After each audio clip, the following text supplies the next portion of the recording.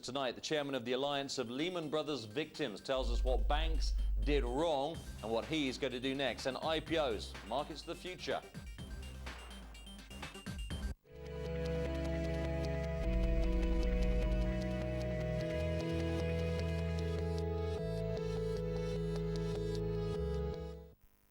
Indonesia, Southeast Asia's largest country, continues to experience steady economic growth and stability despite the global economic slowdown.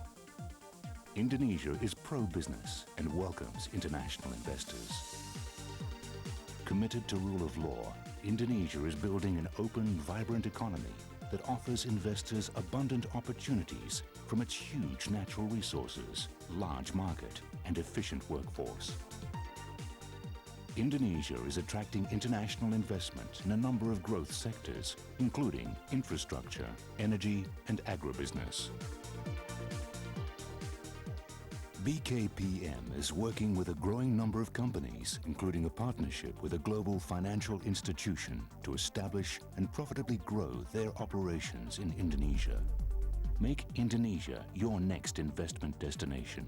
To find out more, contact BKPM today.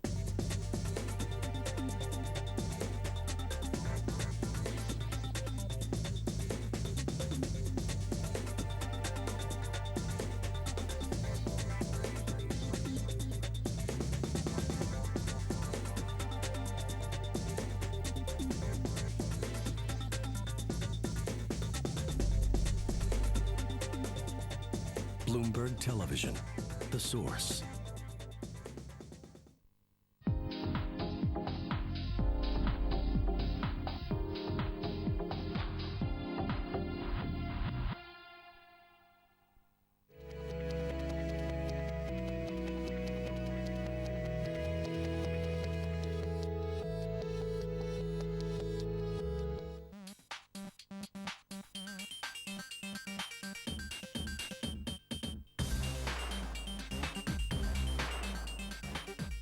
Now, Hong Kong's monetary authority says Hong Kong banks sold Lehman-linked notes to poorly educated and mentally ill people.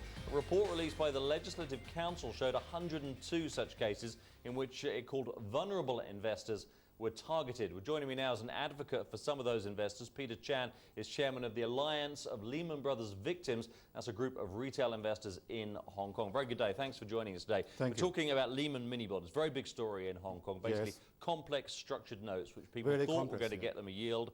Lehman Brothers disappeared. They lose all their money.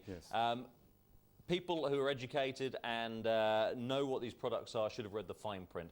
But the case here is that some people were mentally ill, elderly, they couldn't understand it. Does that surprise you? No, not at all. If you follow this saga from day one, it is quite obvious that most of the victims are poorly educated. Some are very, mentally ill, and also some are even illiterate.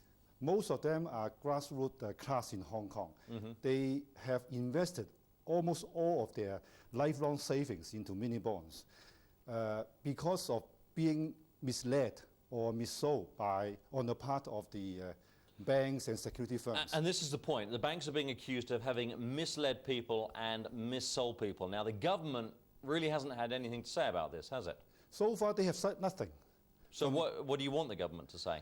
Well, this is not only an issue of commercial disputes between individual investors and banks or security firms. In fact, it's a big issue of right or wrong. I think the government should have the courage to stand out and tell those banks and security firms that they have done something wrong from day one. And should the government order these banks to pay the money back? Is that what you're after? Not only that, I think the government should come out now, after almost 7 months, to come out now to say they are sorry. They should apologize to the public. They have not done anything after more than 7 months. But would you be satisfied with an apology but no money returned? Well, of course, we want the 100% compensation, as the Sun Hung Kai company did. They did 100% buyback on the mini bonds they sold to their investor. So we want the 100% compensation. And on top of that, we need the government to come out and apologize to the public that they have done wrong, and they are lacking in courage. They are lacking in the sense of right and wrong. Okay, and just very briefly, there are protests all over Hong Kong. You're going to one after this at Bank of China. Yes. People are protesting. Will the protests continue? Yeah, well, I heard that there are about more than 20 victims now inside the Bank of China building. They refuse to go until they can firm an appointment with their chief executive. Okay. So I will go and see what I can do for them. Peter Chan, thank you very much indeed for your time today. Peter Chan, the Alliance of Lehman Brothers Victims, chairman of that advocacy group. Now, question, who will succeed Warren Buffett at Berkshire Hathaway? That's the focus of the company's AGM in Omaha this weekend. In a Bloomberg exclusive, Betty Liu spoke to Buffett about who may be next in line.